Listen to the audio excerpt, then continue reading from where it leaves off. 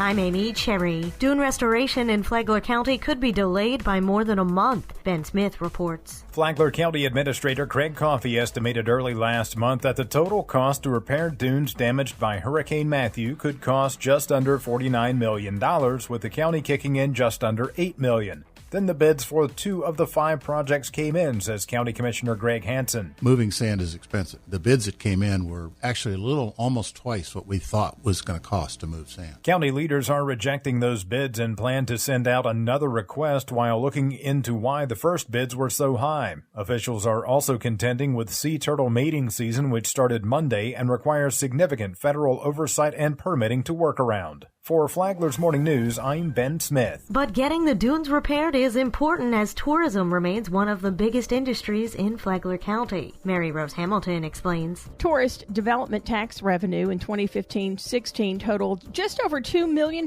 representing a 3% increase over the previous year. Also, 21% of total Flagler County employment was made up of tourism jobs, and they also saw a 6% Flagler County sales growth rate and an 8% tourism sales growth rate, with $68 million produced in payroll. According to the state of Florida's chief economist, Amy Baker, for every $1 invested in Visit Florida, the state's tourism marketing arm, $3.20 in tax revenue is generated. Visitors spent an average of $300 million per day in 2015. For Flagler's Morning News, I'm Mary Rose Hamilton. This portion of WNZF Local News, a service of the Daytona Beach International Airport. Fly to the Big Apple in a New York minute on JetBlue from the Daytona Beach International Airport.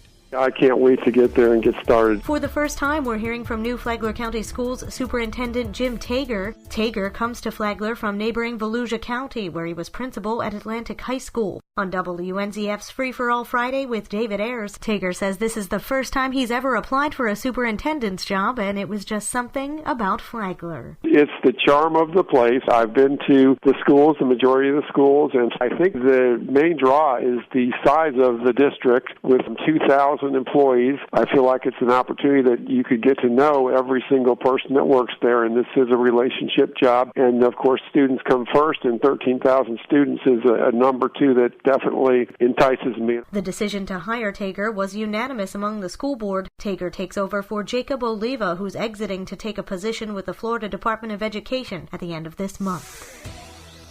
Advocacy and aging. It's a conversation that has to be had as Flagler County's population grows older. That conversation is happening tomorrow in recognition of Older Americans Month. It's being held at the Public Library on Palm Coast Parkway from 12:30 until 2:30 p.m. You're encouraged to join Catherine Avery, Bureau Chief of Elder Rights for the state, and Linda Levin, Executive Director of Elder Source. They'll be there to discuss recent legislative activity and also to give out a helpful list of resources for elders and their caretakers. This year's theme is Age Out Loud. If you want to attend, you're urged to RSVP by today by email to Joanne Hinkle at jhinkle@flaglercounty.org. And now you're up to date on Flagler's Morning News. I'm Amy Cherry.